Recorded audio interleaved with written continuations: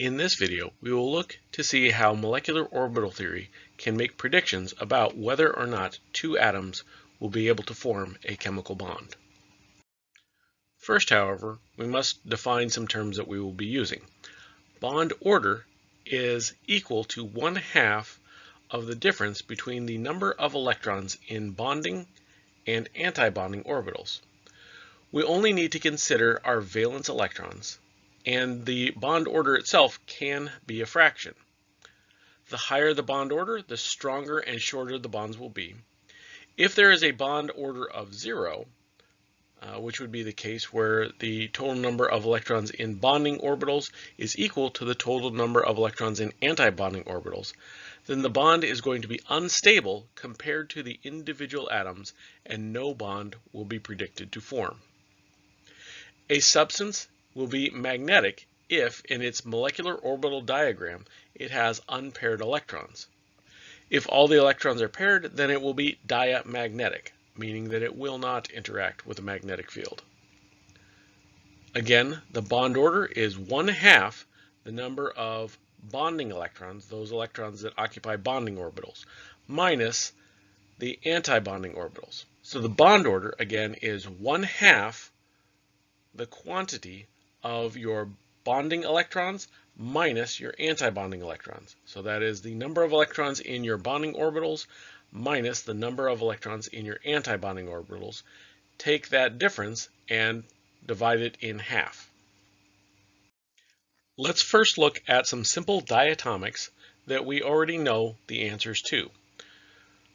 So let's first look to see if molecular orbital theory can correctly predict what hydrogen, H2, will do. The way that we set up our diagrams is we first take the atomic orbital from one of our atoms that is going to be forming a bond, put that on the left side, then on the right side we put our other atomic orbitals that will be forming the bonds. In the middle is where we will combine them together to get our molecular orbitals. So the bottom part here would be our sigma 1s bonds for our hydrogen atom, which are from the constructive interference between our two atomic orbitals, which is formed from the constructive interference between our two atomic orbitals. Because they are constructively interfering, the resulting molecular orbital is more stable than the orbitals that it came from. Up here is our antibonding orbitals, our sigma star 1s orbitals that come from the destructive interference of our two hydrogen atomic orbitals. Note that it comes up in energy, which is used to denote a destabilization of our resulting molecule. We then populate each one of our atomic orbitals with the number of electrons that the individual atom would have. In the case of hydrogen, each one of our atomic orbitals would come with 1 electron in them. We then fill our molecular orbitals from lowest to highest energy, just as we had filled our atomic orbitals. So that would mean that we would first start by filling our bonding orbitals, and if there are any electrons left over after we have put 2 electrons into each one of our bonding orbitals, we will put them in our antibonding orbitals. For hydrogen, however, because there's only 2 electrons, our bonding orbital is fully filled and our antibonding orbital doesn't have any electrons in it. To calculate the bond order, we will take 1/2 the number of bonding electrons minus the number of antibonding electrons, which would be, for hydrogen, 1/2 of 2 minus 0. So 2 divided by 2 would be equal to 1. So molecular orbital theory predicts that the bond order for diatomic hydrogen, H2, should be 1. This is consistent with what we see. Next, let's see if molecular orbital theory can correctly predict those atoms that should not form a bond. An example of this would be a diatomic molecule involving noble gases like helium. So can molecular orbital theory predict why helium-2 should not exist? Again, we start out by taking our 2 sets of atomic orbitals and drawing 1 on each side, and in the middle we draw out our combination of atomic orbitals that form our molecular orbitals.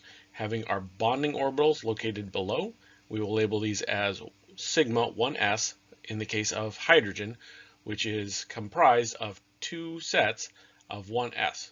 A single 1s coming from one of our atoms and another 1s orbital coming from our other atom. We then draw our anti-bonding orbital above where our two atomic orbitals were in terms of energy. And then what we will do is put 2 electrons in each one of our atomic orbitals because helium has 2 electrons in it for fully filled 1s orbitals.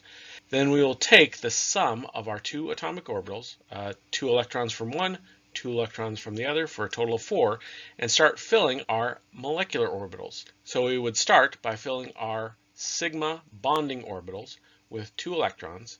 We would have 2 left over, which we would then place in our antibonding orbitals. Because there are the same number of electrons in the antibonding orbitals as there are in the bonding orbitals, we would end up with a bond order of 0. Again, the bond order is 1/2 the number of bonding electrons minus the number of antibonding electrons. So for helium, this would be 1/2 of 2 bonding electrons minus 2 antibonding electrons. 2 minus 2 is 0. 1/2 of 0 is 0. And so our molecular orbital theory predicts that the bond order of He2 would be 0, which means that a bond will not form for diatomic helium, which is consistent with what we see experimentally. Let's now look at a more unique example to see if molecular orbital theory can explain why helium-2 plus can exist, whereas Lewis and valence bond order theory cannot explain the existence of a helium-2 plus ion.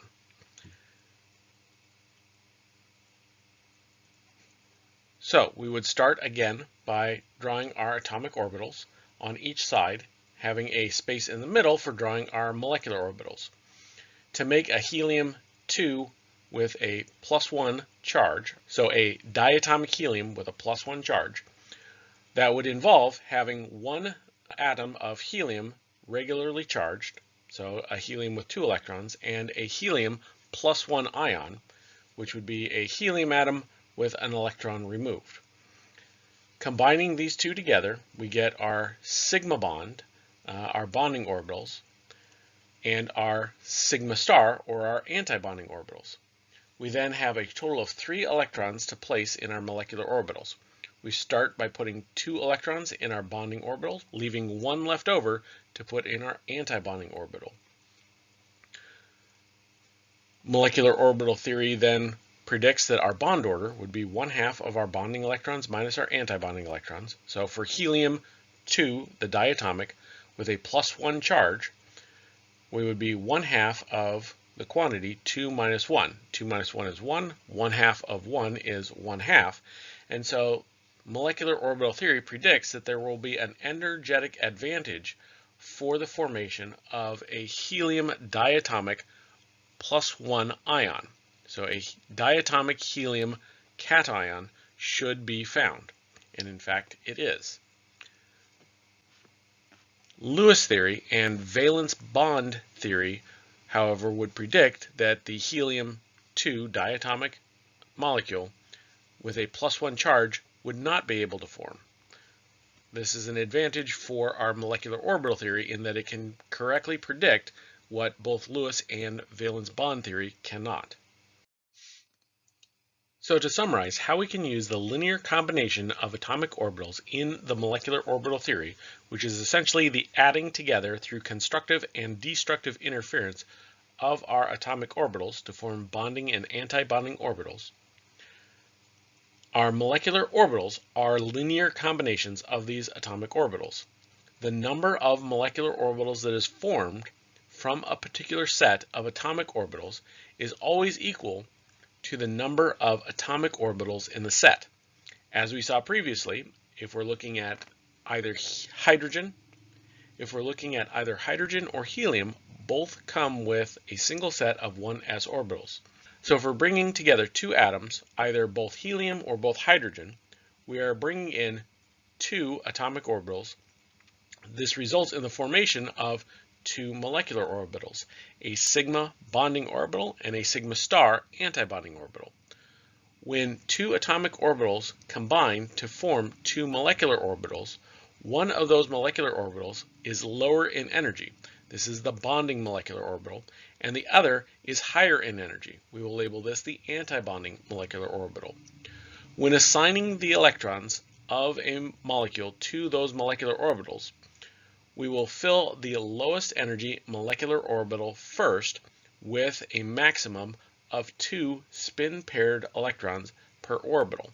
This is the exact same way that we were filling our electron diagrams back when we were trying to figure out our electron configurations. When assigning electrons to two molecular orbitals of the same energy, Hund's rule still applies. So Hund's rule is followed to fill the orbitals, filling them singly first with parallel spins before we pair them with a second electron into each one of those orbitals.